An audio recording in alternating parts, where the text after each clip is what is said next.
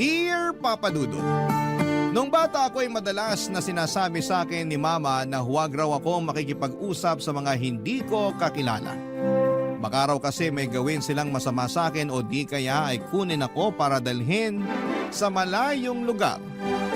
Ngunit nung tumanda na ako ay narealize ko na sa buhay natin ay meron tayong makikilala na mga estranghero na magiging malapit sa ating puso at ituturing natin na parang isang pamilya. Bago ako dumako sa sulat na pinadala ko sa inyong programa, Papa Dudut, ay pabati muna ng isang masaganang katanghalian sa inyong lahat at sa mga kabarangay natin. Tawagin niyo na lamang po ako sa pangalang Cecil, 30 years old at nagtatrabaho bilang layout artist sa isang private company sa Pasig City. Pero tubong Antipolo, Rizal kami ng pamilya ko. Doon ako sinilang at lumaki. Solong anak lamang ako ng Mama Edna pero kasama namin sa bahay ang lolo at lola ko na mga magulang ng nanay ko. Kung babalikan ko ang buhay namin noong araw ay masasabi kong may kahirapan. Lalo na't si Mama lamang ang nagtatrabaho sa amin. Dati dalawa sila ni Lola, kaya naman kaya pa naman niyang magtinda sa palengke noon. Pero dahil matanda na siya ay pinahintunan ni Mama. Bali cashier ang nanay ko sa isang 24/7 convenience store na malapit sa simbahan ng Antipolo at ang pasok niya ay 6 na araw sa isang linggo. Maliit lamang ang kinikita niya na siyang pinagkakasya namin na pambili ng pagkain at panggastos sa pang-araw-araw, Papa Dudut.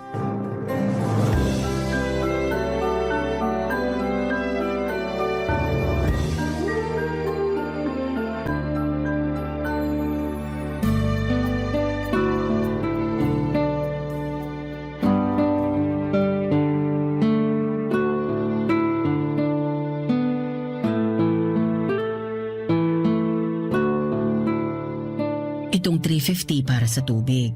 Ito namang 700 sa kuryente. Itong 500 pambili ng bigas.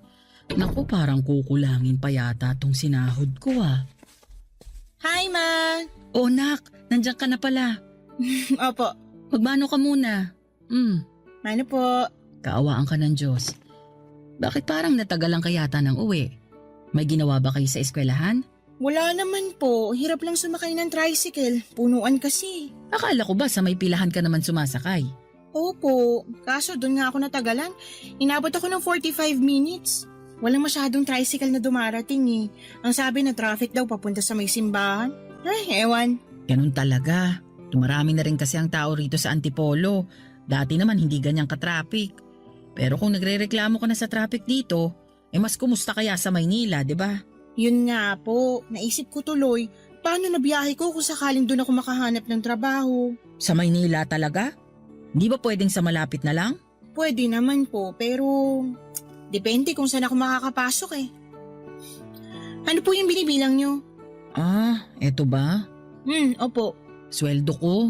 Hinihiwa-hiwalay ko na yung pambayad natin ng tubig at kuryente, pati pambili ng bigas at ulam para hindi na ako malito. Kilala mo naman tong nanay mo. Doon lang ako sa tindahan namin magaling na kahera. Pero pagdating sa sarili kong pitaka, napaghahalo-halo ko rin yung pera ko. Ay, kaso mukhang kakapusin tayo. Maliit lang sinweldo ko ngayon. Gawa ng ilang araw din akong absent dahil sa pagkakasakit. Hala, paano na po yan? Hindi bale, manghihiram na lang ako sa auntie mo pag kinapos tayo. Pero baka tubuan niya po kayo ng malaki. Naalala niyo nung isang beses, nang hiram kayo ng 1,000 tapos tubo 500 na? Isang buwan niyo lang naman yun hinulugan? Oo, ganun nga. Pero hayaan mo na. Buti nga pinahiram tayo. Kung pwede pong wag na lang kayong manghiram, Ma, wag na.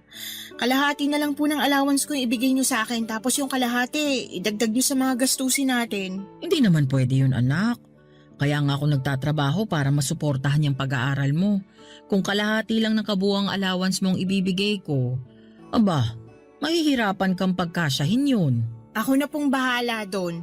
Kaya ko pong pagkasyahin yun. Tsaka, tulong ko na lang po yun para sa pamilya natin, lalo wala pa naman akong trabaho. Kahit na. Pero wag mong mamasamain ha. Nagpapasalamat ako dahil sa edad mong yan naiisip mong tumulong sa pamilya natin. Kaya lang nag-aaral ka pa. At yun ang dapat mong pagtuunan ng pansin. Hindi ko naman po pinababayaan ang pag-aaral ko. Alam ko, pero ayoko lang mahati ang atensyon mo sa ibang bagay. Lalo na sa kaiisip ng kung paano matutulungan ang pamilya natin. Kaya ko na to. Ako nang bahalang dumiskarte rito. Sige po, pero pangako ko sa inyo kapag nakapagtapos na ako ng pag-aaral, tutulungan ko kayo sa pagtataguyod ng pamilya natin. Hindi na po kayo mapapagod masyado dahil ako na yung magtatrabaho. Salamat kung ganon. Pero bilang nanay mo, responsibilidad kong itaguyod ang pamilya natin. Kung sakali na makakatulong ka na pagdating ng araw, salamat. Pero wag mo pa rin kalilimutan ang sarili mo. Dapat ma-enjoy mo rin yung perang pinaghihirapan mo. Paano ko po gagawin yun? Gumala ka kahit paminsan-minsan. Puntahan mo yung mga lugar na hindi mo pa napupuntahan. O di ba nung bata ka marami kang gustong puntahan? Pangarap mo ngang makapunta sa Baguio, saka sa Ilocos kasi gusto mong magpicture dun sa vegan. Gawin mo yun hanggat bata ka at malakas ka. Parang hindi ko naman po kayang gumala ng mag-isa.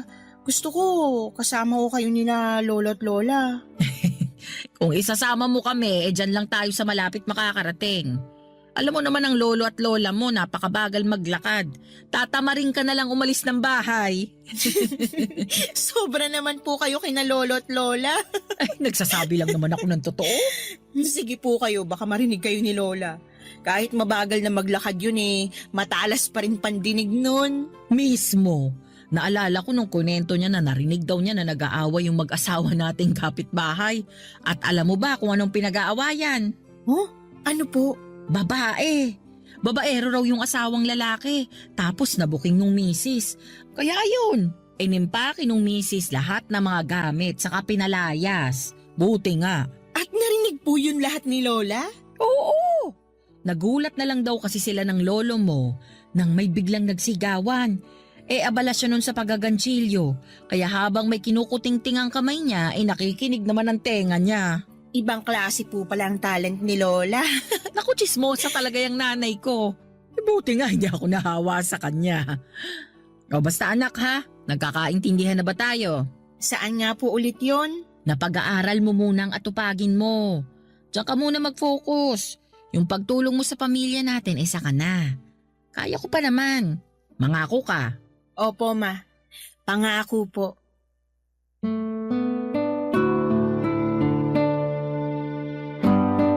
Papadudot kahit na mahirap lang ang pamilya namin at simple lang ang trabaho ni Mama ay masasabi ko naman na napakabait niya. Mana siya kina lolo at lola na bukod sa mapagpakumbaba ay down to earth din o yung bang makamasa. Kilala rin sila sa lugar namin bilang mga mabubuting tao. Kaya nga proud na proud ako kay Mama at sa pamilya namin at nangako ako sa kanila na kapag nakapagtapos na ako ng pag-aaral ay tutulong ako sa pagtatrabaho papadudot. Nang mga panahon na yon ay kaka 4th year college ko pa lamang. Medyo dumarami ang mga gastusin sa eskwelahan kaya naisipan kong mag-working student. Nagsabi naman ako kay Mama na nung una ay tinutulan niya. Baka raw kasi mahirapan akong pagsabayin ang pagtatrabaho at pag-aaral. Pero sinabi ko na kakayanin ko lalo na at marami rin naman akong bakanting oras. Pumasok ako sa isang karinderya bilang all-around serbedora at dishwasher papadudot.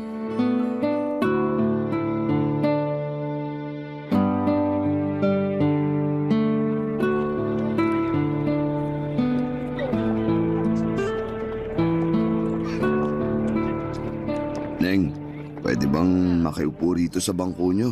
Pwede naman po. Wala naman pong gumagamit. Salamat.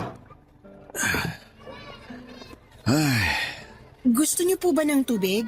sige. Nauuhaw na rin ako eh. Kukuha lang po ako ng baso at pagsasalinan ko kayo ng tubig. Napakabait mo naman para alukin ako ng tubig. Ito na pong tubig niyo. Salamat.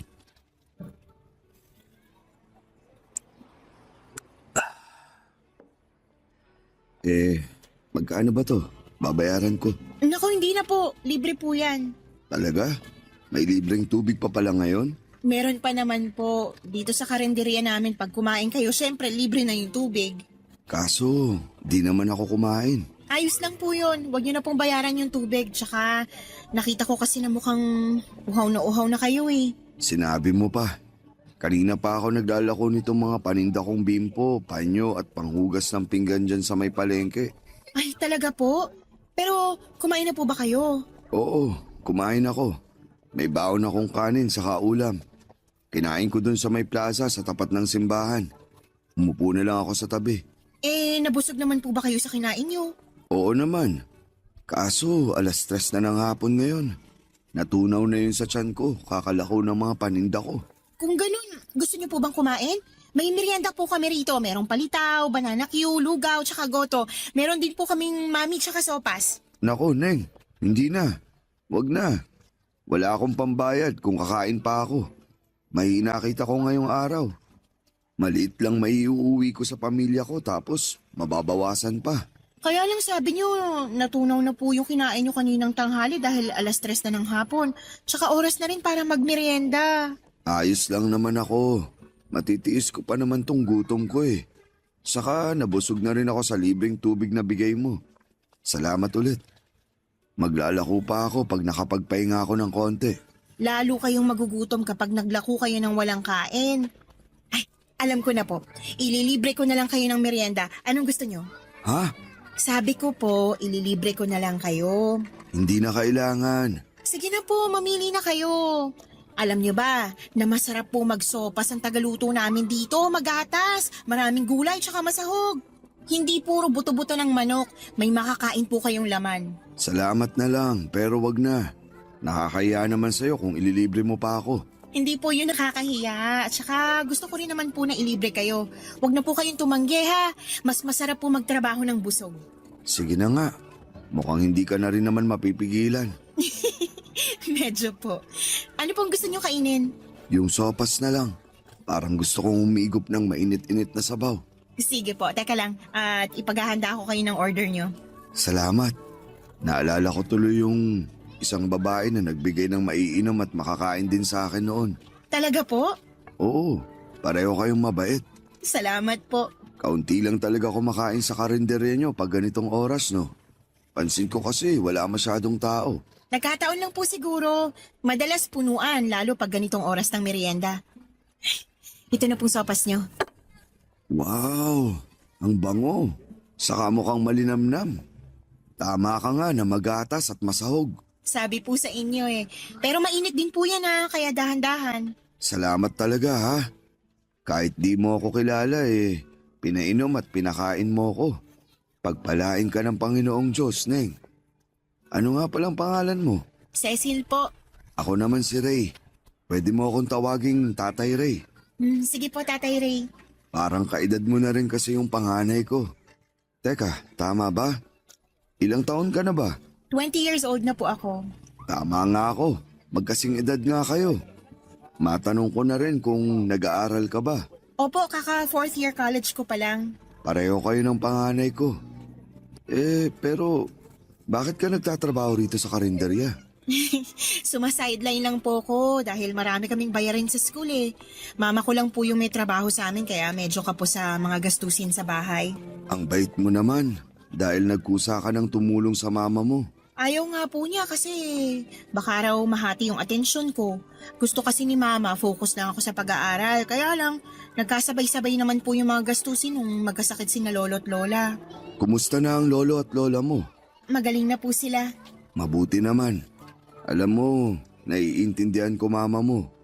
Ayoko rin kasing pagtrabahuin ng mga anak ko dahil hanggat maaari gusto ko pag-aaral lang nila yung atupagin nila. Kaya nga nagsusumikap ako sa paghahanap buhay para masuportahan ko sila. Ang swerte naman po ng mga anak niyo sa inyo. Ako ang maswerte sa kanila. Kahit na mahirap lang ako, sila naman ang yaman ko. At alam ko, ikaw din ang kayamanan ng mama mo dahil mabuti kang anak, Cecil. Salamat po. Kain na po kayo ng sopas bago pa po lumamig. Sige, salamat ulit sa masarap na merienda.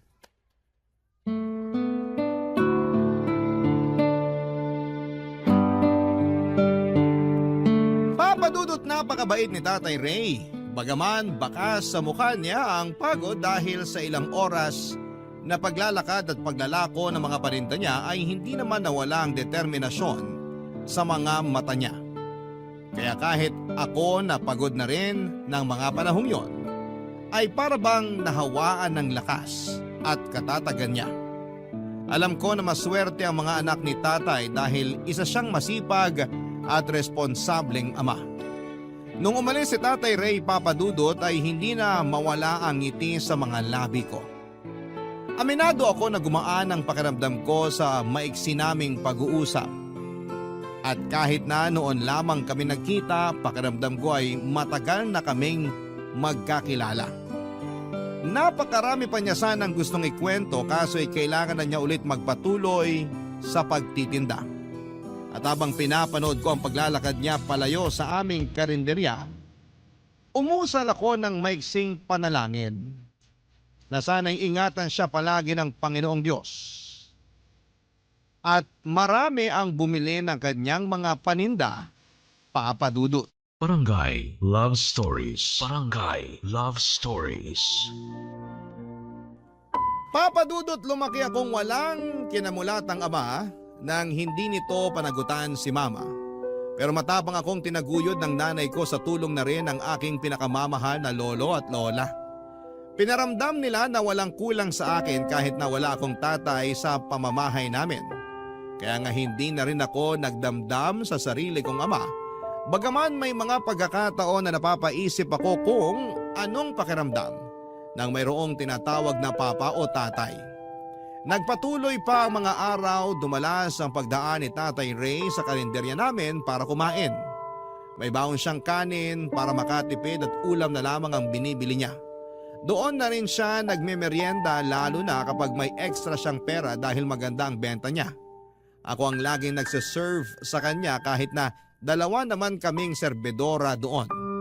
Gusto ko kasi na makumusta siya at makakwentuhan saglit pagkatapos niyang kumain.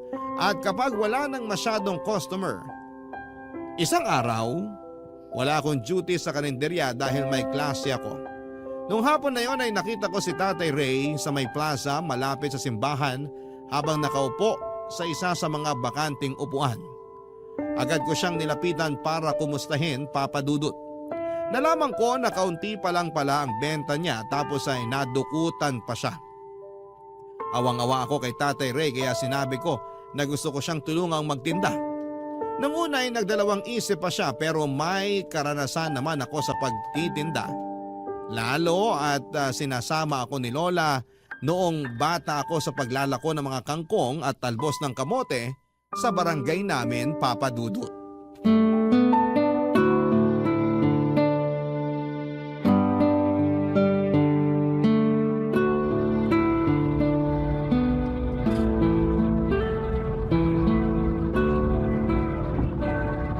Ang galing po natin, Tatay Ray! Naubos natin yung mga paninda niyong bimpo. Oo nga eh. May natira pa rito sa mga panghugas ng pinggan pero isasama ko na lang to bukas sa mga ilalako ko. Salamat sa tulong mo, Cecil ha. Kung hindi dahil sa'yo di ako makakabawi sa nawala sa akin. Wala pong anuman, pero nakakapanghinayang pa rin yung pera na ninakaw sa inyo. Nangihinayang din ako. Kaso, iniisip ko na lang na baka mas kailangan nyo nung kumuha kesa sa akin. Paano niyo po nasabi na mas kailangan niya? Ay, naisip ko lang na baka wala na siyang ibang maisip na paraan kaya nagawa niyang magnakaw.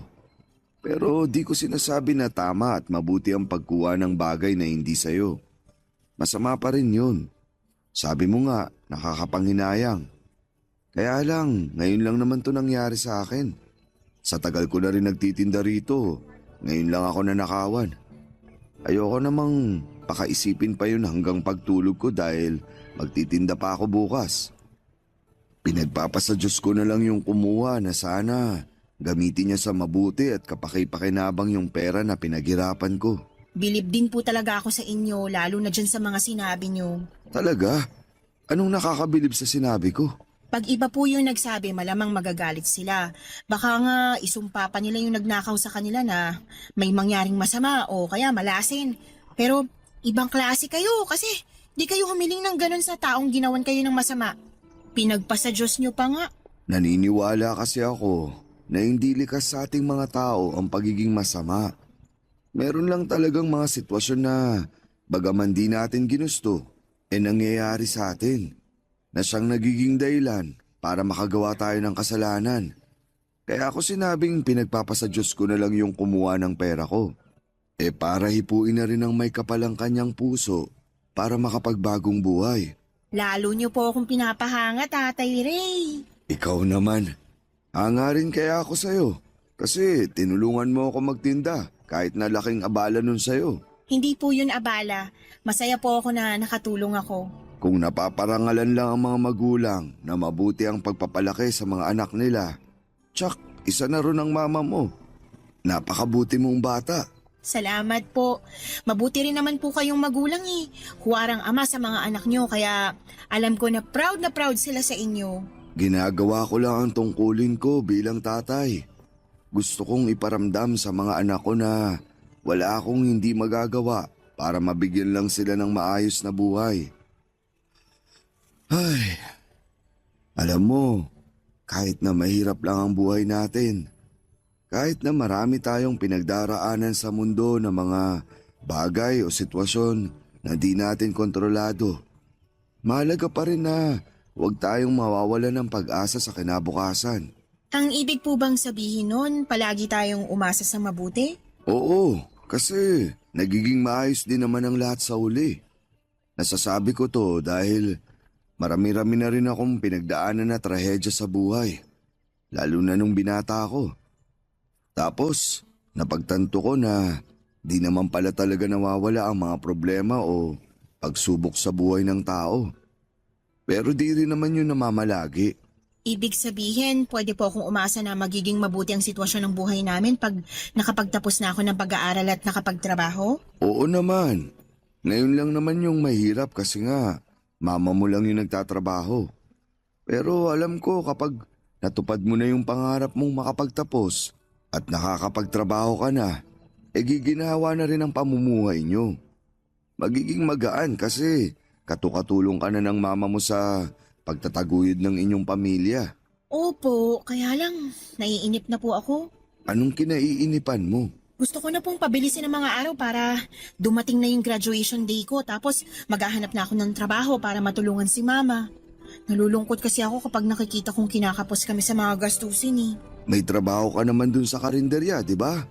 Kaya kahit paano, nakakatulong ka sa mama mo. Pero madalas sa baon lang at pambayad sa mga project namin sa school na pupunta yung maliit kong kinikita sa pagtatrabaho sa karinderya. Kung may sumobra, dun ko lang naaabutan si mama. Kaso, madalas talaga sa bulsa ko. Kaya nga pagsikapan mong makapagtapos. Nang sa ganun mas malaki-laki ang kitain mo. Dahil mas maayos yung lugar na pinagtatrabahuan mo. Sayang naman din kasi kung iiwan mo ang pag-aaral mo. Lalo na't malapit ka ng graduate. Yan din po ang sinabi ni mama. Kaya nangako na lang ako na tutulungan ko siya kapag nakagraduate na ako. Matutupad yun dahil mabuti ang puso mo. At anuman ang hangarin ng mga tao na may mabubuting puso, nagkakatotoo. Basta, huwag ka lang mapagod magdasal at magpatuloy sa buhay. Yan yung lagi kong sinasabi sa mga anak ko. Na mahal ko sila kaya handa ako magsakripisyo. At alam ko na ganun din ang nararamdaman ng mama mo sa'yo. Nagsasakripisyo siya dahil mahal ka niya. Papadudot na inspire ako ng sobra-sobra sa mga sinabi ni Tatay Ray. Napakarami niyang aral sa buhay na binahagi at hindi ipinagdamot sa akin ang gabing yon. Na-realize ko na napakarami ko pa talagang hindi alam sa mundo dahil sa edad ko.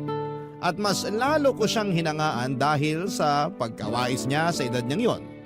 Dinagdag niya na hindi siya naging wais dahil marami na siyang nagawang tama, kundi naging wais na siya mula sa mga aral sa buhay na natutuhan niya sa lahat ng maling nagawa at pinagdaanan niya.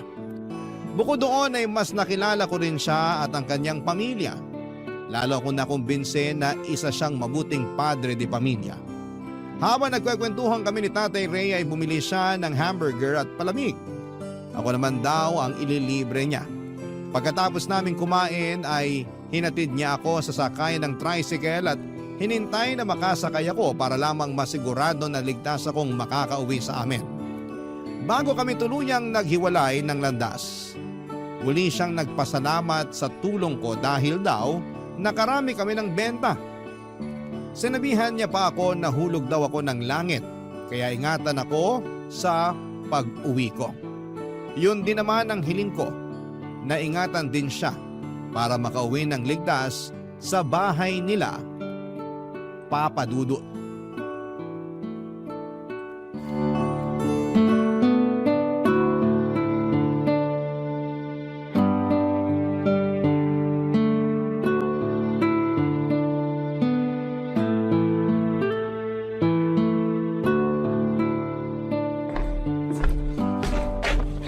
Magandang umaga po sa maganda kong mama. Pakis po. Magandang umaga rin, anak. Teka, bakit po kayo nandito? Akala ko shift nyo. Oo, dapat. Kaso nakipagpalit sa akin yung kasamahan ko. Kesyo magse-celebrate raw sila ng birthday ng anak nila. Kaya mamayang gabi pa ang pasok ko. Ayos lang po sa inyo yon? Oo naman. First birthday din ng bata. Tagal nilang hinintay yun. Pinagpanata pa nila. O sige na, maupo ka na para maipaghain na kita. Sige po. Ano pong niluto nyo? Ayan, nagsangag ako ng kanin saka nagluto ng tusino. Wow! Paborito ko po yan. Kaso, nasan po ang itlog?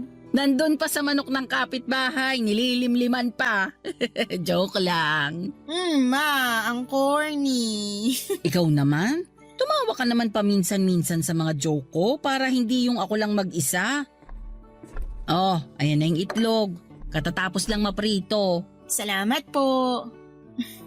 Kayo po, hindi pa kayo kakain? Kakain na rin. Sasaluhan kita pero... Teka, lagay ko lang tong shansi sa lababo. Ayan. Upo na po kayo. Andyan na. Sina lolo at lola po tulog pa? Anong tulog pa? Kanina pang alas 5 ng umaga gising yung dalawang yon. Alam mo namang hindi nila nakaugali ang magkanin sa agahan.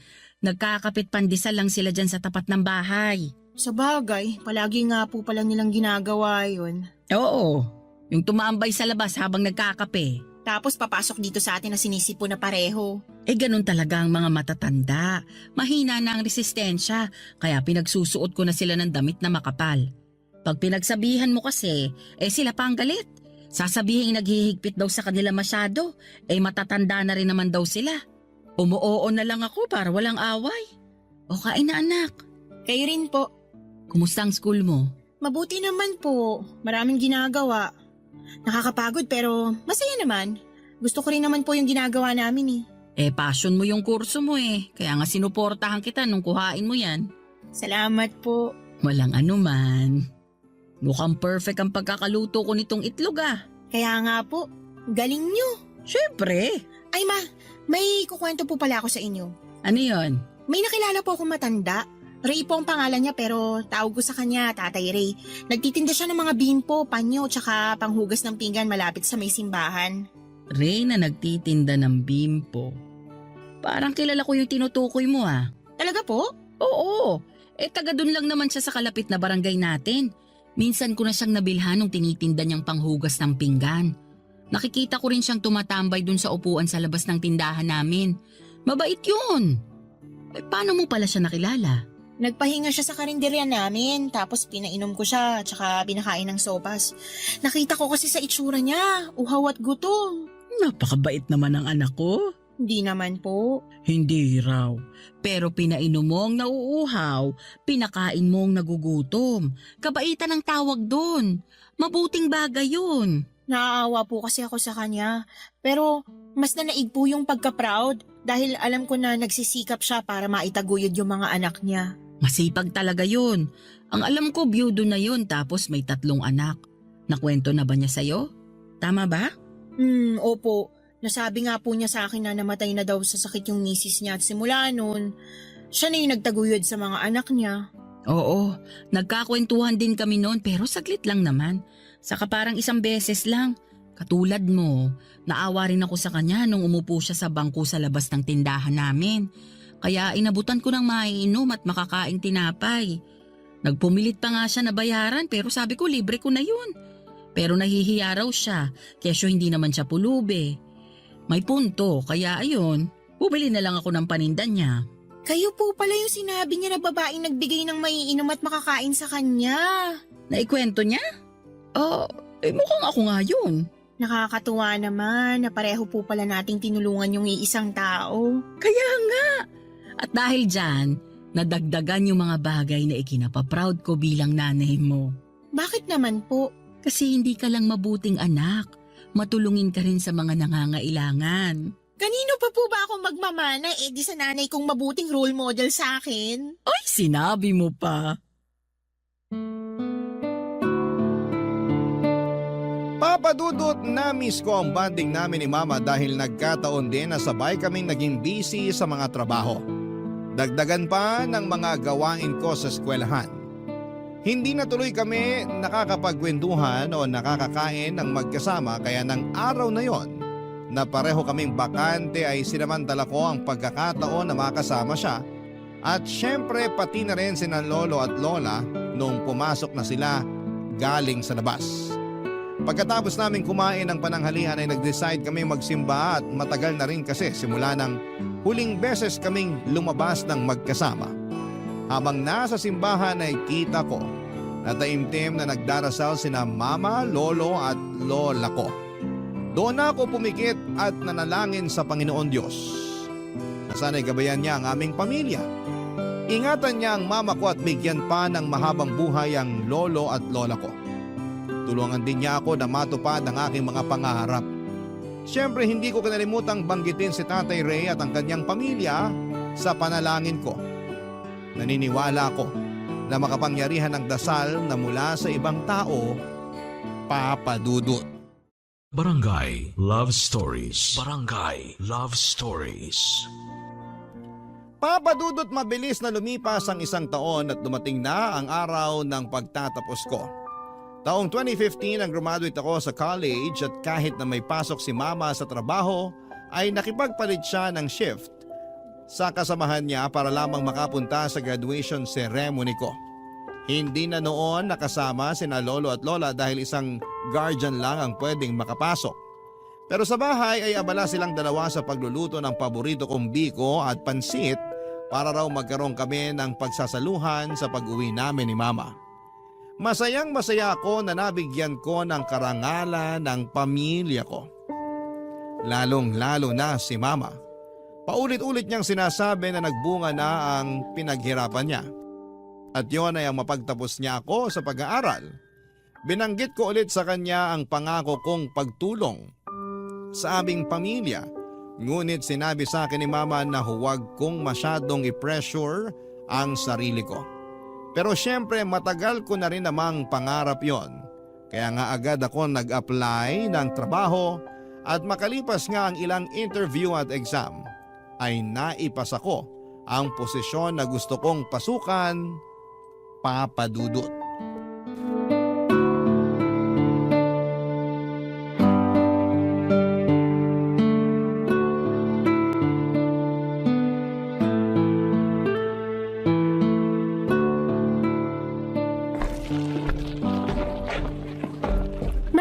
Nag-grocery po ako tsaka bumili na rin ako ng ulam natin. Tapos may ibibigay po ako sa inyo.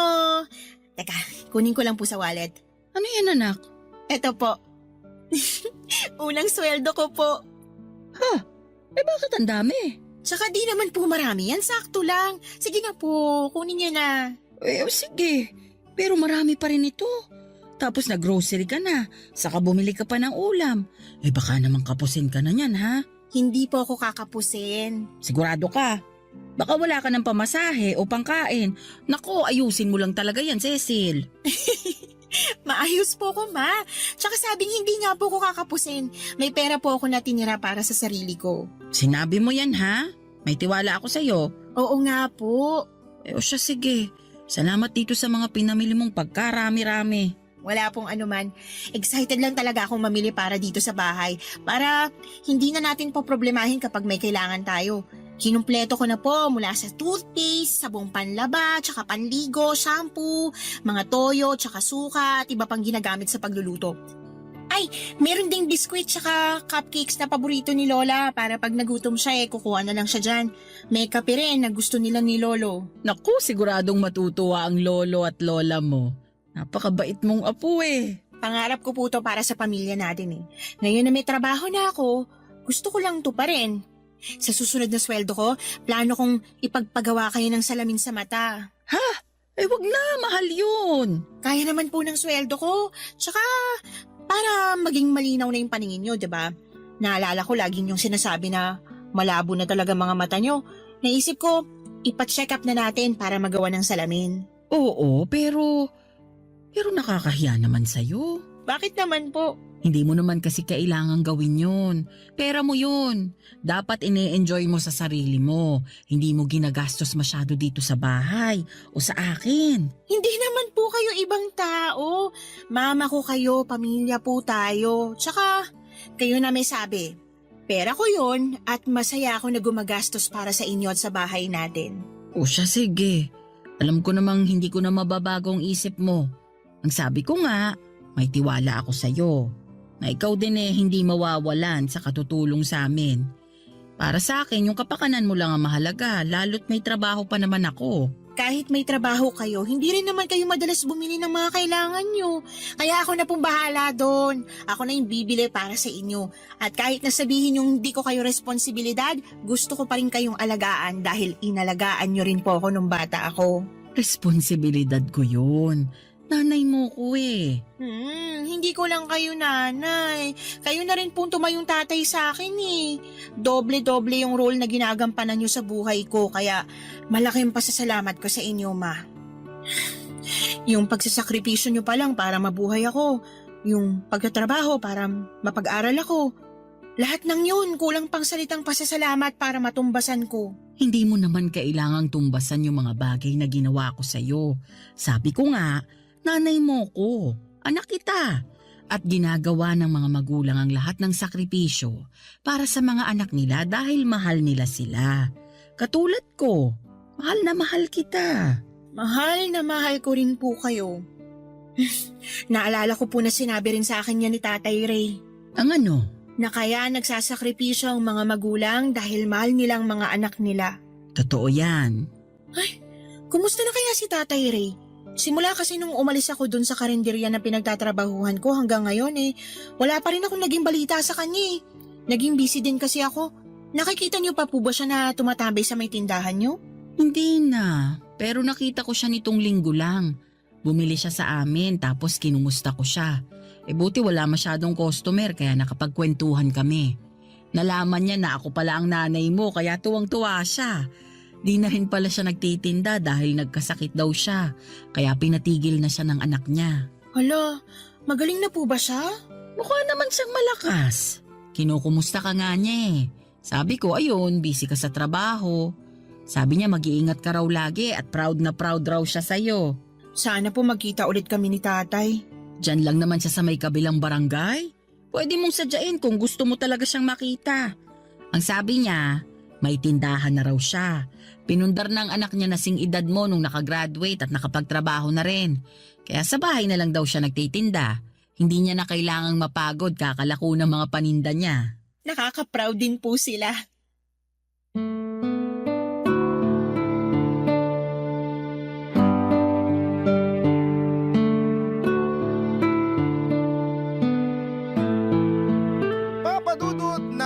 Malapit na akong graduate sa college ay umalis na ako sa karinderya na pinagtatrabahuhan ko para mag-focus sa thesis namin. Kailangan kasi namin yung tutukan ng mga kagrupo ko. Simula noon ay hindi na kami nagkita pa ni Tatay Ray. Ewan, pero pag dumadaan ako sa may simbahan o pag binabagtas ko yung kalsada papunta sa palengke ng Antipolo ay hindi ko na siya nakikita sa dati niyang pwesto. Naisip ko tuloy na baka lumipat na siya ng lugar na pinagtitindahan o tumigil na sa pagtitinda. Kaya nga masayang-masaya ako na malaman ang balita na katulad ko ay graduate na rin ang anak ni tatay na nag-aaral. Masaya ako dahil katulad ni mama, nagbunga na rin ang pagsisikap niya. Wala akong ibang hangad kundi ang umasenso sila sa buhay at hindi basta makaraos lang. Yun din kasi ang pangarap ko para sa pamilya namin nila Mama Papa Dudut. Alam ko na malayo pa pero malayo na. Kaya nga nagsusumikap ako ng gusto para maibigay ko ang mga bagay na salat kami noong araw. At syempre para mapatigil ko na ang mama ko sa pagtatrabaho. Isang hapon hindi ko inaasahan na muli kaming magkikita ni Tatay Ray nang pauwi na ako. Basta napaka-random lang noon. May pinuntahan daw siyang taga-hasa sa palengke at naisipan niyang maglakad na lamang pauwi para makapag-ehersisyo. Nagdesisyon kami ni Tatay na magmeryenda sa isang lumihan sa kanto para makapagkwentuhan na rin, Papa Dudut.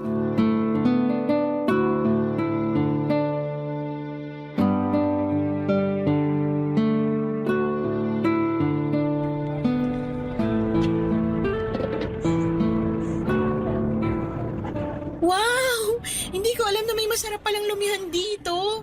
Oo, lagi nga ako nagpapabili rito para ipang merienda. Bakit parang ngayon ko lang sila nakita? Kabubukas lang ba nila? Oo, ngayong taon lang pero patok na agad sa mga parokyano na naghahanap ng mura pero masarap na ipanlalaman dyan. Sulit na sulit bayad mo rito. Marami pa silang binibentang ibang putahe. Nakita ko nga po sa menu. Ano-ano po bang natikman nyo rito bukod sa lomi? Yung goto nila, saka arroz caldo. Tapos yung mami. Meron din silang siopaw. May sariwang lumpia rin at panalo ang sausawan nila. Wow! Marami na po pala! Mahilig kasi akong kumain. Pati na yung mga anak ko. Suki na nga kami rito eh. At kaya nananaba na rin ako. Bagay naman po sa inyo yung katawan nyo. Sabi rin ng mga anak ko yan. Siguro kasi masyado akong patpatin nung naglalako pa ako ng mga paninda ko. May kapayatan po pero hindi naman sobrang patpatin.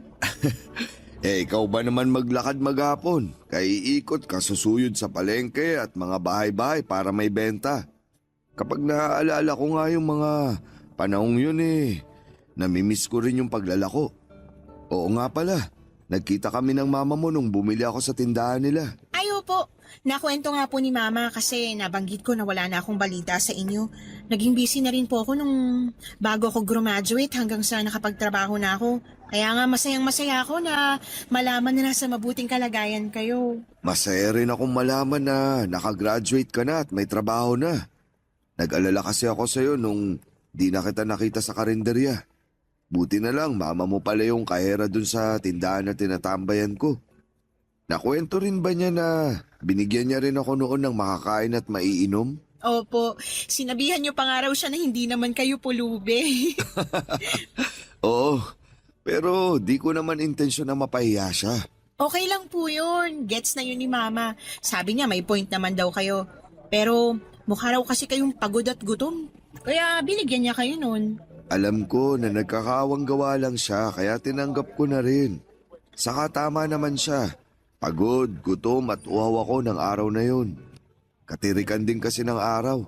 Napakainit. Kahit na may sombrero naman ako kulang pa rin. Tumatagos din sa mahaba akong damit ang init. Kaya malaki ang pasasalamat ko sa mama mo na binigyan niya ako tapos pinagbilhan niya pa ako. Alam mo ba na siya ang buena mano ko nun? Hala, talaga po? Oo, medyo inaalat pagtitinda ko nung umaga. Wala masyadong customer. Tapos pagod na rin ako. Kaya masaya ako na bumili siya sa akin. At pagkatapos nun, sunod-sunod na ang mga bumili sa akin. Halos maubos nga nun yung mga paninda kong bimpo. Masaya po akong malaman na marami pa rin kayong naging benta ng araw na yun. Oo, swerte ang mama mo Maganda siyang buena mano. Pero syempre, alam ko dahil na rin yun nagsikap pa rin kayong makabenta. Hindi kayo sumuko kahit na inaalat kayo nung umaga. Umaasa pa rin kayo sa mabuti. Sa bagay, may tama ka. Yan po yung sinabi nyo noon sa akin, 'di ba? Huwag tayong mawawalan ng pag-asa dahil nagiging mabuti naman ang lahat. Oo, sinabi ko nga yun sa'yo. At masaya ako na sinaisip mo. Hindi ko po yun kinalimutan. Dala-dala ko sa puso ko. Simula kasi nang marinig ko yun sa inyo, gumaan-gaan yung loob ko. Nung una, natatakot pa ako sa mangyayari sa hinaharap pero narealize ko, sino nga ba sa atin ang may alam ng mga bagay na hindi pa nangyayari? Tanging Diyos lang. Kaya ginawa ko, nagsikap ako, nagpatuloy, ginawa ko makakaya ko para makapagtapos ng pag-aaral. Hindi rin ako sumuko at umasa ako sa mabuti na makakahanap ako ng magandang trabaho na may maayos na sweldo para sa wakas. Matutulungan ko ng mama sa mga gastusin namin sa bahay. Ganyan nga, Cecil. Kailangan natin tibayan at tatagan ang ating puso sa pagharap natin sa mga hamon ng buhay. At kahit na mahirap, malungkot minsan, tandaan natin na pansamantala lang yun. Habang may buhay, may pag-asa. Habang may buhay, may pag-asa. Yan ang mga katagang sinabi sa akin ni Tatay Ray na magpahanggang sa ngayon ay dala-dala ko pa rin sa puso ko. Dahil sa isiping yon ay mas natutuhan kong i-handle ang bawat sitwasyon ng mabuti. Yung bang kahit may mga pagkakataon na lugmok ako, ay kaya ko pa rin bumangon at magpatuloy. Nangyari yon noong namatay ang lolo at lola ko taong 2020 dahil sa COVID-19. Napakalungkot namin ni Mama. Pero sa kabila ng lahat ay nakausad pa rin kami. Sa kasalukuyan ay hindi na nagtatrabaho bilang kahera ang mama ko at nasa bahay na lamang siya. At ang pinagkakabalahan na lang niya ay ang panggaganchilyo, bagay na kinahiligan ng lola ko noong nabubuhay pa ito. Bukod doon ay palagi na rin kami nagtatravel ni Mama at sabay naming pinupuntahan ang mga lugar dito sa Pilipinas sa pangarap niyang mapuntahan. Pero noong nakaraang birthday niya ay nag-ibang bansa kami. Pumunta kami sa Taiwan at doon namin pinagdiwang ang kanyang kaarawan. Masayang masaya siya dahil first time raw niyang makapunta sa ganong kalayong lugar. Ako rin naman pero mas masaya ang puso ko dahil nabibigay ko na sa kanya ang mga bagay na pangarap lang namin noon. Maraming salamat po sa inyo, Papa Dudut, sakaling mapili po ninyong i-ere ang storya ng buhay ko. Sana po ay kinapulutan po ito ng aral at inspirasyon ng mga kabarangay natin. At sa aking mga lolo at lola, miss na miss ko na kayo. At sa aking nanay, mahal na mahal ko kayo. God bless po and more power ang inyong forever kapuso at kabarangay, Cecil. Dear Papa Dudut, nagkaroon na ba kayo ng dream boy? Ako kasi ay oo. At syempre kung mangangarap na lang din ako ay bakit hindi ko pa lubos-lubusin. Kung tatanungin ninyo ako kung ano ba ang tipo ko sa isang lalaki ay sasabihin ko na mabait, makadiyos, maalalahanin, sweet at may respeto sa akin. Karamihan naman sa mga babae ay ganon ang hanap lalo na kung pangmatagal ang relasyon ng gusto nila. At lahat ng yon ay nakita ko naman sa kababata at kaibigan kong si Juancho. Bago ko po ipagpatuloy ang pagbabahagi ng kwento ko ay hayaan niyo munang batiin ko kayo ng isang mapagpalang araw. Sana'y nasa mabuti kayong kalagayan at masayang nakikinig ng paborito kong programa sa radyo na Barangay Love Stories. Tawagin niyo na lamang po ako sa pangalang Melissa. 31 years old at taga Marikina pero nagtatrabaho ako sa isang advertisement company sa Cubao. Nabanggit ko na lahat ng mga katangiang hanap ko sa isang lalaki ay nakita ko sa kababata at kaibigan kong si Juancho. Totoo yon dahil naging kami noong nasa high school pa lamang. Iisa lang din ang eskwelahang pinapasukan namin ng kolehiyo, bagaman magkaiba kami ng kinuhang kurso. Sabay kaming nakapagtapos. At noong nagkaroon na ng kanya-kanyang trabaho ay nangarap namang kaming bumuo ng sarili naming pamilya. Pareho kaming nasa 25 years old nang magsama sa iisang bubong. Pero taong 2020 ay may nangyari sa aming pinaka-iingatang relasyon, Papa Dudut.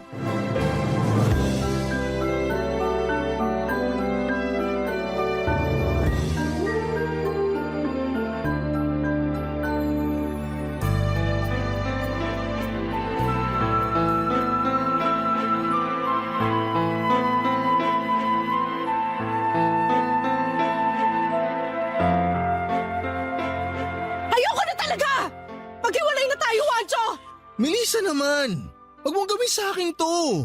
Ayoko maghiwalay tayo. Anong ayaw mo nagloko ka nga, di ba? Paskong Pasko pa naman. Tapos bungad mo sa akin yung ultrasound ng babaeng nabuntis mo. Sorry. May magagawa pa ba yung sorry mo? Ilang buwan mo na pala ako nilaloko. Kaya nga sorry. Asit may magagawa pa yung sorry mo? Hindi lang talaga kaya ng konsensya ko na magpatuloy pa sa panloloko namin. Kaya umamin na ako sa'yo. So ano gusto mo mangyari? Patuwa ako kasi umamin ka na may ebidensya pa ng bata na nabuo nyo ng malanding babaeng yon. Ayos ka rin talaga eh. Melissa, kahit anak ko yung batang ipinagbubuntis niya, wala naman akong planong makisama sa kanya eh. Magsusustento ako, pero... Pero ako pa rin ang pipiliin mo, ganon. Oo! Paano ka nakakasiguro na papayag pa ako sa gusto mo mangyari? Melissa, please. Nagsisisi na ako sa nagawa ko. Inaamin ko, naging gago ako. Okay? Nagpadalos-dalos ako kaya ako natukso. Yun ang totoo. Tsaka maniwala ka o sa hindi, mahal na mahal kita, Melissa. Sinungaling ka! Kung talaga mahal mo ako, sa una pa lang hindi mo ako maiisip saktan. Kapal naman ang mukha mong bilugin ang ulo ko. Hindi ako tanga ah! Matagal na tayo, marami na tayong nalagpasan. Sa loob ng mahabang panahon ng pagsasama natin, ngayon lang ako nagloko. Tao lang ako, nagkakamali rin. Hayaan mo na lang ba na matapos ng ganito yung relasyon natin? Kapal din talaga ng pagmumukha mo ibalik sa akin ng sisi kung bakit gusto ko nang tapusin tong pesting relasyon natin, no? Ang akin lang, intindihin mo naman sana. Anong iintindihin ko? Naiintindihan ko lahat. Sa bibig mo na nanggaling, nagluko ka. Sinira mo yung tiwala ko sa'yo, Wancho. Wala akong pakialam kung ngayon mo lang ginawa dahil ang punto rito, sana hindi mo ginawa. Alam mo, hindi ko alam kung saan mo pinupulit yung mga katwiran mo. Bulok na nga, masyado pang baluktot. Bahala ka na nga dyan! Aalis na ako! Please naman, Melissa, please. Sandali lang. Melissa! Huwag mo akong hawakan! Nanditiri ako sa'yo! Pasensya ka na, hindi ko naman sinasadya eh. Sorry. Wala na sabing magagawa yung sorry mo eh. Tiwala ko na yung sinira mo nung magloko ka. Hindi mo na yung may babalik pa kasi sirang-sira ka na sa akin! Pero alam ko na mahal mo pa rin ako. Ramdam ko yun. Oo! Mahal pa nga kita pero ang sakit-sakit na! Akala mo yata ganun lang kadaling iproseso lahat ng mga pinagtapat mo sa akin? Kung sa'yo madali, sa akin sobrang hirap! Ang sakit-sakit, Wanjo! Yung mga tao sa labas masayang nagdiriwang ng Pasko tapos ako ganito! Nasasaktan kasi niloko mo! Nasasaktan din naman ako eh. Hindi lang ikaw. Saan banda ka nasasaktan? Sige nga! Sa pakikipaghiwalay mo.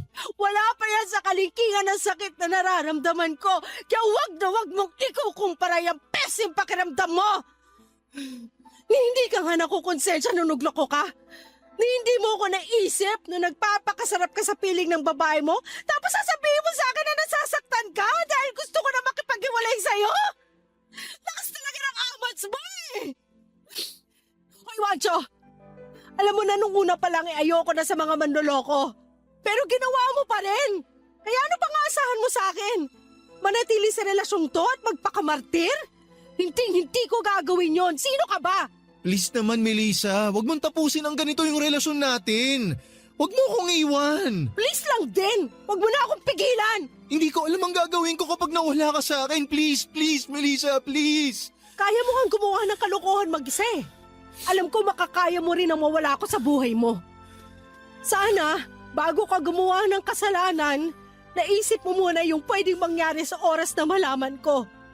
Ngayon, kung totoong nagsisisi ka, panagutan mo yung anak mo. Magpakatatay ka sa kanya kagaya ng sinabi mo.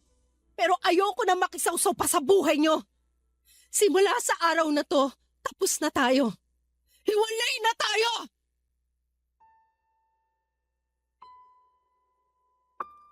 Papadudo tulad ng sinabi ko ay dream boy ko si Juancho. Pero dahil sa ginawa niyang panloko sa akin ay nawala na rin kaagad ang tiwala ko sa kanya. Nakakalungkot lang dahil alam naman niya na simulat sa pool ay hindi ko kayang konsintihin ang cheating. Malala pa dahil nag-anak siya sa babaeng kasama niyang niloko ako.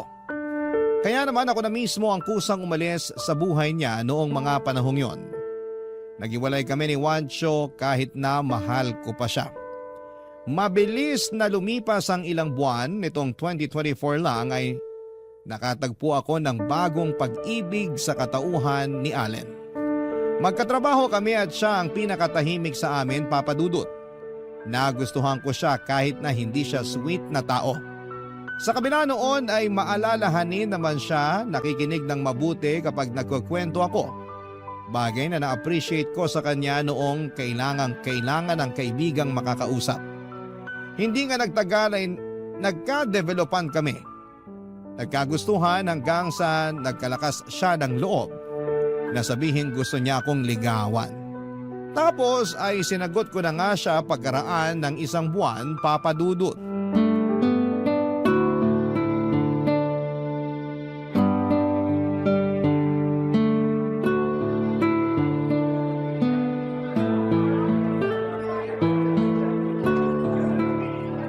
Wow! Ang ganda naman sa cafe na to. Ang cozy at ang ganda ng ambience. Plus points din na masarap ang kape nila at pastries. Saan mo to nahanap? Nakita ko lang sa Facebook. Naghahanap kasi ako ng place na pagdadalhan sa'yo para sa sunod nating date. Baka nabobore ka na sa apartment ko kasi doon lang tayo lagi nag-date kaya naisip kong lumabas naman tayo. Napaka-thoughtful mo naman. Pero iko-correct ko lang. Hindi ako nabobore sa apartment mo. But thank you kasi dinala mo ako rito. Ngayon lang ako nakapunta rito in fairness. Ako rin. Hindi kasi ako mahilig lumabas at tumambay sa mga cafe. Alam ko naman na bahay trabaho ka lang eh. Ganon na nga. Pero curious lang. Ano yun? Hindi ka ba nabobore? Sa apartment ko? Oo, tsaka sa hindi mo paglabas. Hindi. Baliktad kasi ako. Mas madali ako mabore sa labas kaya mas gusto ko nasa apartment. Wow! May mga tao pala talagang katulad mo. Oo naman, nag-i-exist kami. Huhulaan ko. Nung hindi pa tayo, iniisip mo na weird ako, no? Actually, oo. Pero don't get me wrong ha. Okay lang naman. Sanay na ako na pag-iisipan o nasasabihang weird. Pero wala namang mali sa pagiging weird. Hindi ka naman gumagawa ng masama. Wala kang inaapakang tao. Hindi lang talaga pare-pareho level ng social battery ng isang tao. Siguro nga nung una, nagtataka lang ako kung bakit pag niyayaya ka naming lumabas uwing-uwi ka lagi. Parang wala pa nga akong matandaan na may gimmick o inuman sa department natin na sinamahan mo. Oo, di talaga ako mahilig gumimik at uminom ng alak. May masama rin kasi akong karanasan sa pag-inom. Talaga? Pwede ko bang malaman kung ano yon? Pwede naman. College ako noon, nasa third year yata. Niyaya ko ng pinsan ko na uminom kasama mga barkada niya. Birthday celebration daw kasi nung isa nilang kaibigan. Sabi magsama pa raw ng iba para marami at masaya. Ayaw ko talaga pero nahiya naman akong tumanggi dahil close rin kami nung pinsan kong yun. Magkaedad lang kami at para nang magkapatid. Kaya ayun, napasubo ako. Sumama ako sa inuman at nalasing. Tapos nabugbog dahil nagkapikunan sila. Damay ako. Wala akong nagawa. Di ako nakalaban dahil hilong-hilo na ako nun. Pagising ko, nasa ospital na ako. Habang iyak ng iyak ang mama ko. Akala niya kasi mamamatay na ako nung araw na yon. Huy, grabe naman yung nangyari sa'yo. Kaya simula nun, ayoko na uminom ng alak. Mabilis akong malasing eh. Mahina sistema ko dyan. Kaya pala. Tama lang na iwasan mo lalo may hindi pala magandang nangyari sa'yo noon. Pero ano palang nangyari sa pinsan mo at mga kaibigan niyang gumulpi sa'yo? Pinabarangay ng mama ko yung mga bumugbog sa akin. Tapos yung pinsan ko na nagsama sa akin malaki ang pagsisisi. Sa huli nagkabati rin naman kami. Dahil di ko naman ugali magtanim ng galit sa isang tao. Sabi ko napatawad ko na siya. Bait mo naman. Masaya ako na kahit paano okay na kayo. Oo pero di na ako ulit sumama sa mga yaya niya.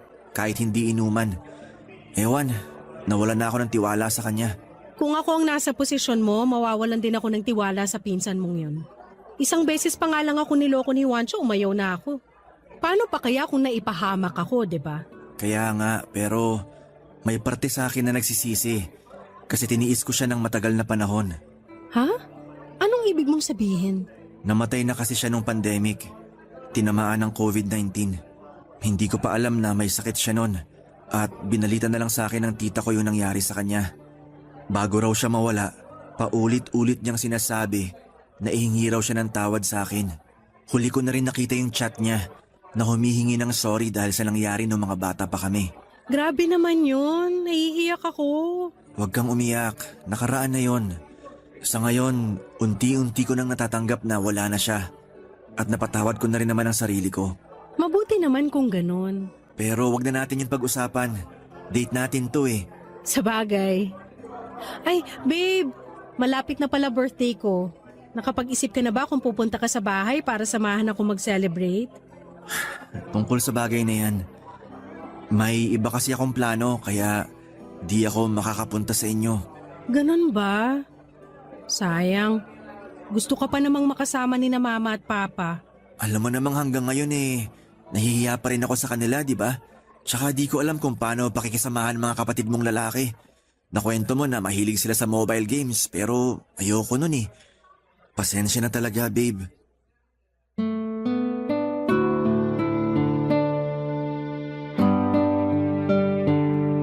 Papadudot kabaliktaran ng pagiging sweet ni Juancho ang ugali ni Allen.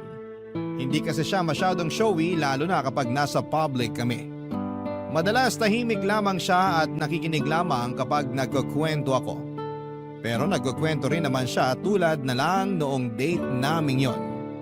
Hindi ko naman sila kinukumpara dahil minahal ko naman si Allen sa kabila ng mga ugali niyang yon. Marespeto naman siya sa akin, mabait siya at maalalahanin. Mahiyain lang talaga siya at feeling ko ay nahihirapan siyang i-express ang nararamdaman niya sa pamamagitan ng salita.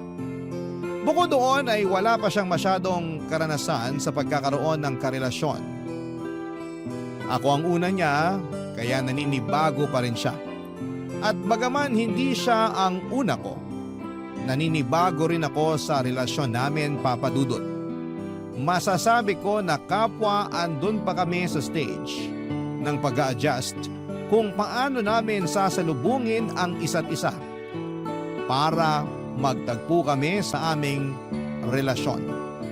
Alam ko na medyo matrabaho yon, pero sa nakikita ko naman ay pareho kaming willing na mag-compromise at yon ang pinakamahalaga, Papa Dudut.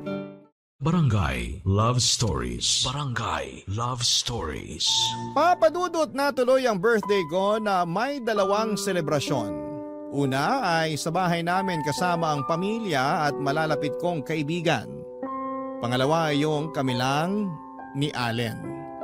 Bale, sinurpresa niya ako sa apartment niya, may pa-wall decoration pa siya at lobo. At may mini cake na rin.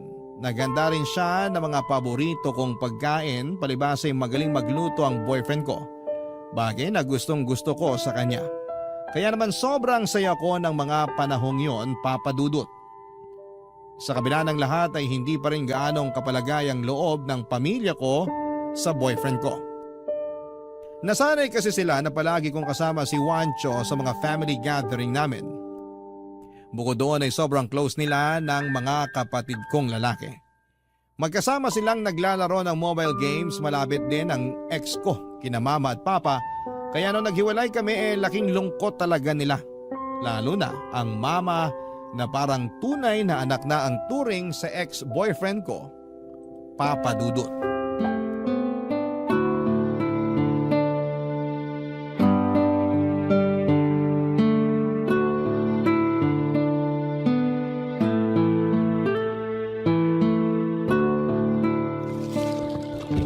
Wow, ang dami niyo namang pinamili, ma.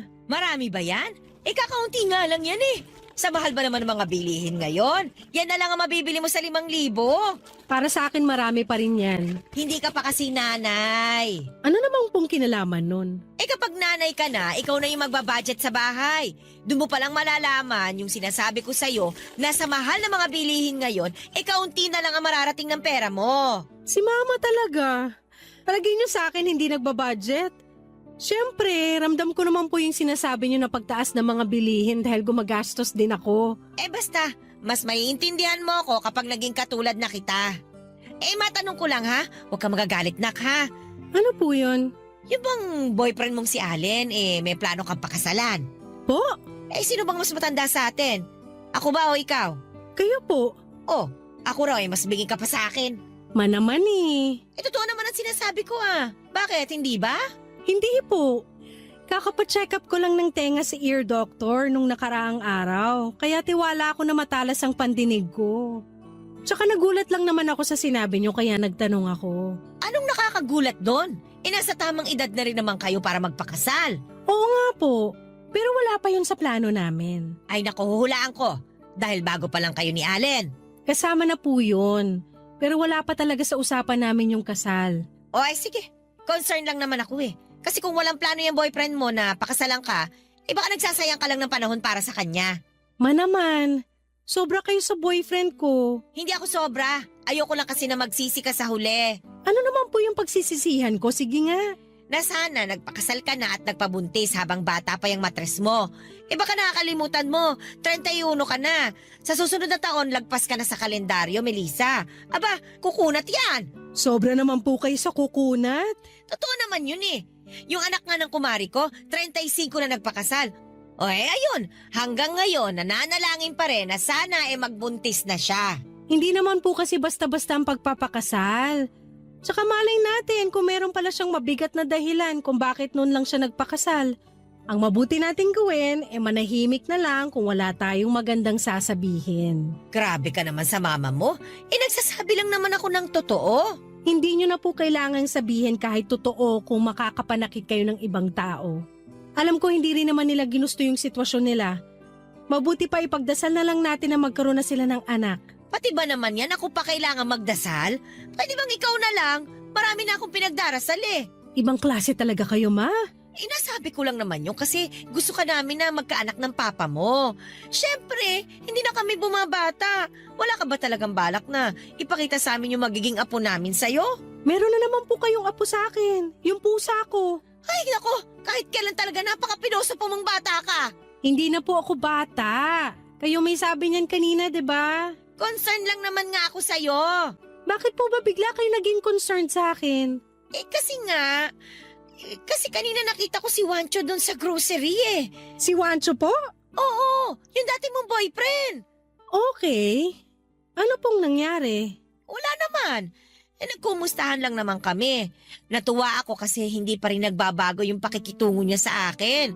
Siya pa rin yung mabait, palabate, at magalang na Wancho na kilala ko. Tapos mas natuwa ako dahil kasama niya yung anak niya. Talaga po? Oo, ang cute na bata. Yung kinakasama niya, kasama rin ba niya? Yun nga, kinuwentuhan ako na matagal na raw silang hiwalay. Yung babae raw yung nagloko Sumama pa naman sa iba tapos iniwan sa kanya yung anak nila. Grabe, naawa nga ako kay Wancho kasi mukhang pagod na pagod sa pagiging tatay. Ayun, naisip ko, sayang kayo. Kung kayo sana nagkatuluyan, di may anak na rin kayong ang cute na cute. Ma-excuse lang tumatawag si Allen. Ha? May sinasabi pa nga ako, nagkukwentuhan pa tayo Hello, babe? Hi babe, busy ka ba? Hindi naman, bakit? Labas tayo, sunduin kita. Talaga? Saan tayo pupunta? Secret, basta, surprise. Ikaw nawiwili ka na sa pag-surprise sa akin. Oo naman, tsaka sigurado ako magugustuhan mo yung pupuntahan natin. Nakita ko lang yun online, magaganda reviews. Excited ka na ba? Oo naman. Teka, magbibihis lang ako. Papadudot, naiintindihan ko naman si Mama kung nahihirapan pa rin siyang mag-move on sa paghihiwalay namin ni Juancho. Tulad nga ng sinabi ko ay close sila. Parang anak na ang turing sa kanya ng mga magulang ko. Pero alam naman nila na nasaktan talaga ako ng husto sa ginawa sa akin ng ex-boyfriend ko. At some point ay nagalit din sila ni Papa kay Juancho. Pero siguro ganon lang din sila kadaling magpatawad at lumimot. Ako kasi hindi, Papadudot, lalo na ako yung ginawa ng mali. Kung tatanungin ninyo kung napatawad ko na ba si Juancho ay oo naman ang sagot ko. Nagalit ako sa kanya ng husto pero mas nanaig pa rin yung pagpapatawad sa puso ko. Kasabay noon ay pinalaya ko na rin siya sa buhay ko. Bago ko nakilala si Allen ay subsob ako sa pagtatrabaho, Papadudot. Pero noong naranasan ko ulit magmahal, at nahanap yon sa katauhan ng current boyfriend ko, mas naging masaya ko. Kaya naman alam ko sa sarili ko na wala na akong natitirang pag-ibig kay Juancho. Masaya na lang ako na naging mabuti siyang tatay sa anak niya gaya ng kinuwento ni Mama. At wala na akong pakialam sa status nila ng kinakasama niya. Sa kabila ng lahat ay masyado talagang mapang-asar ang kapalaran. Isang linggo pagkatapos ng kwentuhan namin yon ni Mama ay gano'n na lamang ang gulat ko nang makita si Juancho sa bahay kasama ang anak niya, Papa Dudut.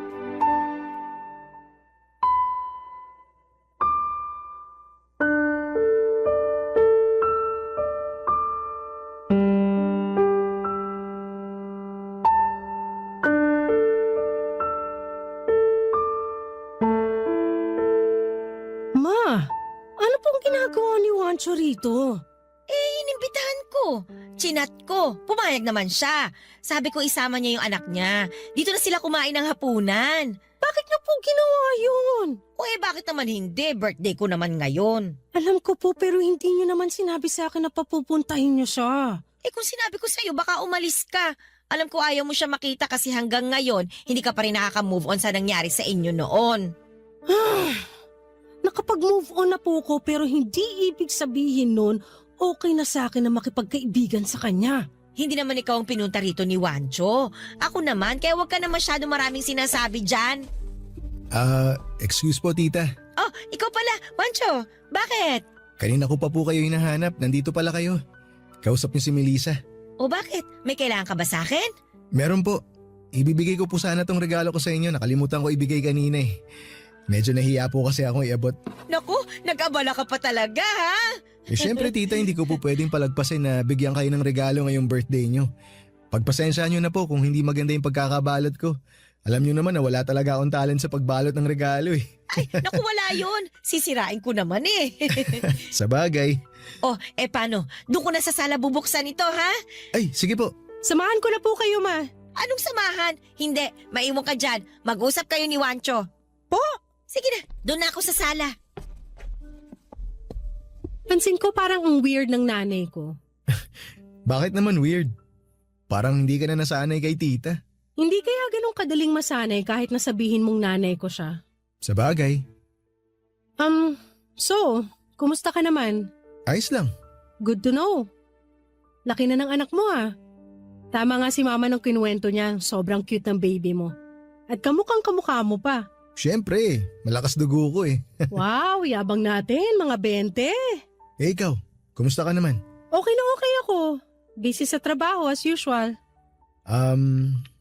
May boyfriend ka na ba? Oo, meron na. Buti naman kung ganun. Ako kasi, balik sa pagiging single. Kaso may anak na kaya single dad. Okay. Hindi mo ba itatanong kung ano nangyari sa amin ng nanay ng anak ko? Nabanggit lang ni mama na hiwalay na kayo kasi nagloko yung babae. Totoo yun. Nagloko nga siya.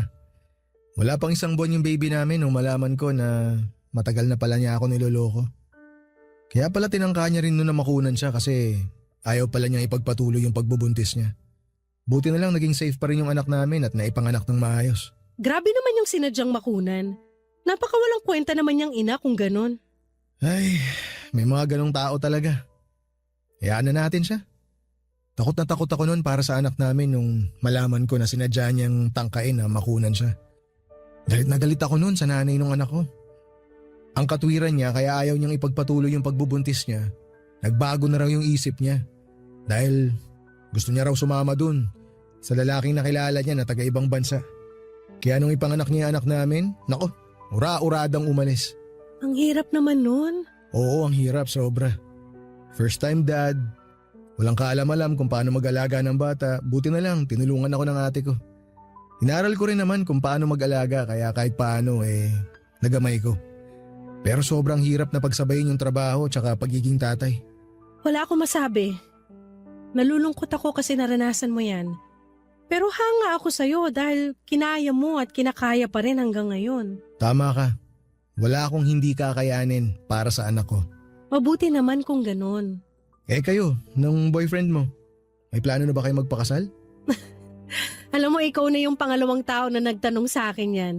Una sa listahan si Mama. Ganun ba? Pasensya ka na kung naitanong ko. Sana hindi mo maisip na nakikialam ako. Hindi naman. At para sagutin yung tanong mo, wala pa. Tsaka ini-enjoy muna namin yung estado ng relasyon namin. Hindi kami nagmamadali.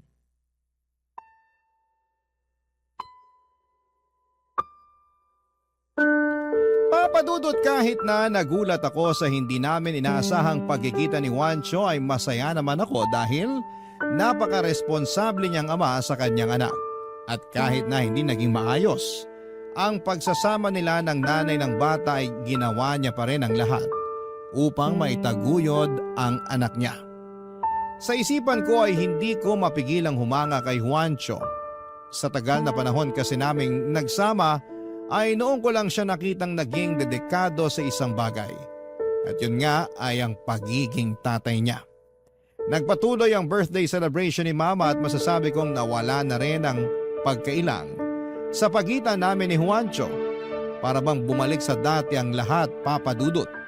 Naobserbahan ko na kahit matagal din siyang hindi pumunta sa bahay simula nang naghiwalay kami, ay hindi pa rin nawala ang pagiging malapit niya sa mga kapatid ko. At mas lalo na nga kina Mama at Papa. Pakiramdam ko ay mas naging close pa sila noong gabing yon, pero ang pinaka hindi ko talaga makakalimutan ay ang walang tigil na pangaasar at pambubugaw sa akin ni Mama para sa ex kong si Juancho, Papa Dudut. Barangay Love Stories. Barangay Love Stories. Pero syempre, Papa Dudut, alam ko pa rin ang limitasyon ko. Hindi na kami ni Juancho at may boyfriend na ako at kahit na may pinagsamahan kami ay hindi naman magandang makihalubilo ako sa kanya na parang tulad pa rin ng dati. Kaya kahit panay tukso at pasaring ni Mama sa amin ay hindi ko na po sinasakyan. Doon ako nagpaalam sa kanila na matutulog na pero ang totoo ay makikipagtawagan ako kay Allen sa cellphone. Kinuwento ko kay Allen na pinapunta ni Mama si Juancho sa bahay namin pero nilinaw ko sa kanya na wala na akong nararamdaman sa ex ko dahil siya ang mahal ko. Kahit na hindi ko nakita ang reaksyon ng mukha ni Allen, alam kong nagulat siya base sa tono ng boses niya. At nasaktan ako dahil ayokong isipin niya na posible pa kaming magkabalikan ni Juancho. Sa huli naniwala at nagtiwala sa akin ang boyfriend ko. At nagpatuloy ang pag-uusap namin sa cellphone hanggang sa makatulog ako. Kinabukasan, inis na inis sa akin si Mama dahil hindi ko raw binubuksan ang pinto ng kwarto ko. Nang tinanong ko kung bakit ay syempre raw magpapaalam sa akin si Juancho at ang anak nito dahil uuwi na sila. Humingi na lamang ako ng pasensya kay Mama at sinabi kong nakatulog na ako sa sobrang pagod. Lumipas mga araw, excited ako dahil malapit nang sumapit ang birthday ng boyfriend ko. Gusto ko siyang sorpresahin katulad ng ginawa niya sa akin noong birthday ko at gusto kong iparamdam kay Allen na mahal ko siya, na mahalaga siya sa akin. Pero nahihirapan akong mag-isip kung paano ko yon gagawin. Noon kasing kami pa ni Juancho palagi kaming nagse-celebrate kasama ang pamilya ko. Isang araw ay nakatanggap ako ng tawag mula sa isang unknown number at laking gulat ko nang sagutin ko yon, Papa Dudut.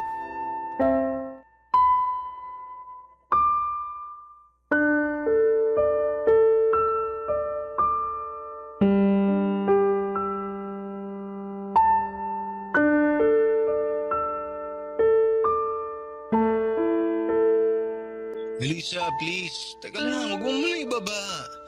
Mag-usap muna tayo. Nag-uusap na tayo, tsaka teka nga lang. Lasing ka ba? Hindi ako lasing. Nakainom lang, konti. Ginawa ko yun para magkalakas ako ng loob na tawagan ka tsaka kausapin ka. Teka, kanino mo muna hiningi ang number ko? Kanino pa ba? Di sa mama mo. Alam mo namang sanggang dikit kami nun eh. Si Mama talaga? Huwag ka na magalit sa mama mo. Ginawa lang niya yun kasi para magkaroon tayo ng koneksyon ulit. Halata nga. Nung nandito ka, paniasar sa atin eh. Kaya ka ba umalis nun? Tapos nagkulong ka sa kwarto kasi naiinis ka sa pang-aasar niya sa atin? Medyo. Naiilang kasi ako. Tsaka bakit kailangan niya pang gawin yon? Alam naman niyang may boyfriend na ako. Baka kasi mas gusto pa rin ako ng mama mo kaysa dun sa boyfriend mo. Anong sinabi mo? Teka, huwag kang magagalit. Ha? Nakwento lang sa akin ni tita na magkaiba daw kami. Kumbaga, mas gusto nila ako para sa'yo. Hindi raw kasi mahilig pumunta dyan sa bahay niyo yung bagong boyfriend mo eh. Kaya hindi malapit mga magulang mo sa kanya. Pati na rin yung mga kapatid mo, hindi niya close. Hindi katulad ko. Sabi rin ng mama mo, na miss niya na ako. Parang anak na raw kasi yung turing niya sa akin. Sandali, teka ha. Anong teka? Hindi lang ako makapaniwala na sinabi lahat yan ni Mama. Maniwala ka siya hindi. Sinabi niya sa akin yun. Kahit tanungin mo ba siya? Hindi na. Ramdam ko rin naman na ayaw nila sa boyfriend ko, pero hindi sapat na dahilan yon para ipagpilitan nila tayo magkabalikan. Bakit? Hindi mo na ba ako mahal? Hindi na, Wancho. Tsaka matagal na tayong tapos. Melissa, nung naghiwalay tayo, sabi mo mahal mo pa ako. Tapos ngayon hindi na? Parang unfair naman yata, ano? Paano naging unfair yun? Sige nga. Ang bilis naman mawala ng feelings mo sa akin. Ang tagal din natin, ha? Nag-live-in pa nga tayo, eh. Diba? Napapaisip tuloy ako kung minahal mo ba talaga ako o hindi. Minahal kita para sa kaalaman mo. Pero niloko mo ako. Naghanap ka ng ibang babae bukod sa akin tapos binuntis mo. At kahit masakit kasi mahal pa kita noong mga panahong yon, pinalaya na kita. Kaya wala kang karapatan na isumbat sa akin yung pagmamahal ko sa'yo. Hindi ko naman sinusumbat. Nalulungkot lang ako. Bakit? Dahil may boyfriend na ako at masaya ako sa kanya? Tapos ikaw, niloko at iniwan ng babaeng kasama mong gumawa ng kalokohan sa akin, no? Tama ba? Ay, Melissa naman. Huwag mo naman ipamukha sa akin na kinarma na ako sa kasalanan ko sa'yo noon. At bakit hindi ko ipamumukha sa'yo? Ang kapal ng apag mong sabihin na mas gusto ka pa rin ng pamilya ko kaysa sa boyfriend ko. Kinumpara mo pa sarili mo sa kanya kaya lalo ako nagbuisit sa'yo. Uy, kumalma ka lang. Pwede? Huwag mo ako sigawan.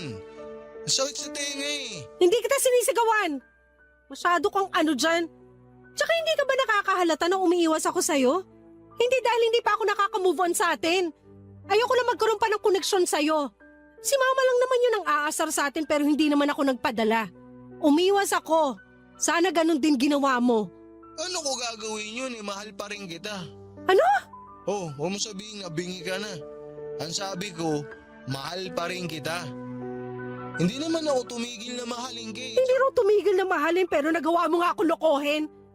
Ang alam ko, pag mahal mo ang isang tao, hindi mo siya sasaktan. Hanggang ngayon ba hindi mo pa rin ako napapatawad? Napatawad na kita. Pero sa mga sinasabi mo ngayon, parang gumagawa ka na naman ng bagong kasalanan sa akin. Makiramdam ka nga. Ayoko na sa'yo. Masaya na ako sa relasyon namin ng boyfriend ko. Mabuti pa wag na tayo mag-usap. Teka, Melissa, sandali lang. Sandali, huwag mo na ibaba. Bigyan mo naman ng respeto yung sarili mo. Huwag ka na magmakaawa kasi wala ka nang mapapala. Huwag mo na akong guluhin. Ang gawin mo, mag-focus ka dun sa anak mo. Papadudot, hindi ko lubos sa kalain na tatawagan ako ni Juancho ng nakainom. Hindi ko rin ine-expect ang mga bagay na sinabi niya sa akin. Sa totoo lang ay hindi na pagmamahal ang nararamdaman ko sa kanya ng mga panahong yon kundi awa na. Awa sa pagiging miserable niya na karma dahil sa ginawa niya sa akin. Alam ko namang sincero siya sa pagtatapat niya sa akin ng feelings pero hindi na talaga papadudot. Ayoko na dahil tapos na kami. Bukod doon ay may ibang lalaki na akong mahal na walang iba kundi si Allen. Alam ko na nasaktan ko si Juancho dahil sa mga sinabi ko.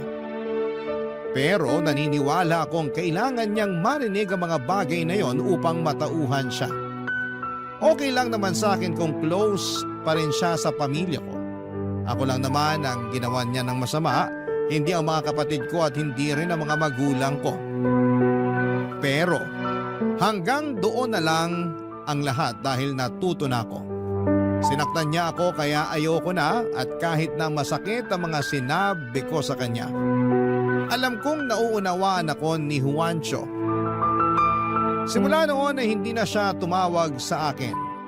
hindi na rin siya bumisita sa bahay namin, bagay na pinagtaka ni Mama Papa Dudut.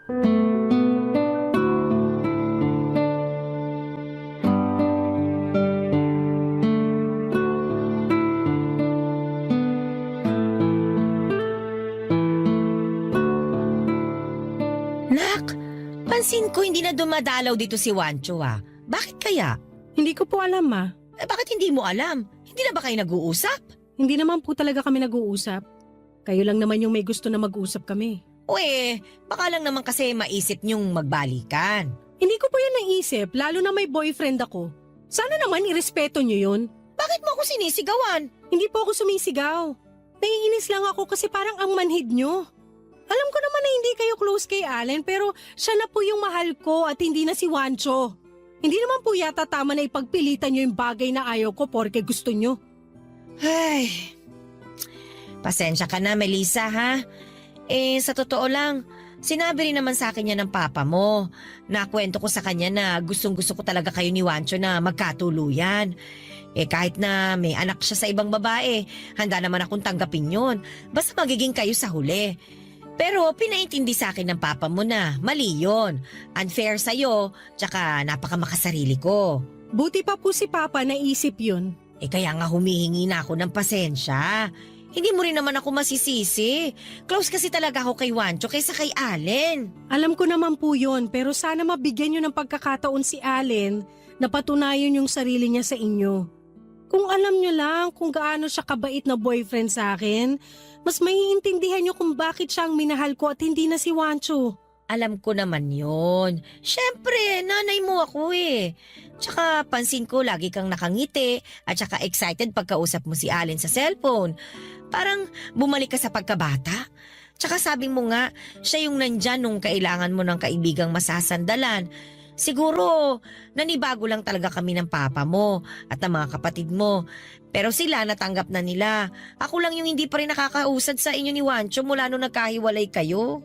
Ang totoo, sinabi sa akin ni Wancho na mahal niya pa ako. Talaga? Anong sagot mo? Ang sinabi ko, wala na ako nararamdaman sa kanya. Na matagal na kaming tapos at dapat mag-focus na lang siya sa anak niya. Tama rin naman.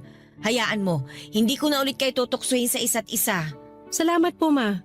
Na-appreciate ko po yan. Basta anak, huwag ka lang magagalit sa mama ha. Hindi naman po ako galit sa inyo. Inis lang, pero wala na yon. Salamat po ulit.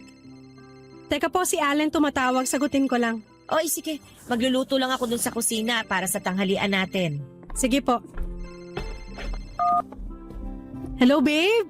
Hi, babe. Wait, greet muna kita ng happy birthday sa pinakagwapo kong boyfriend.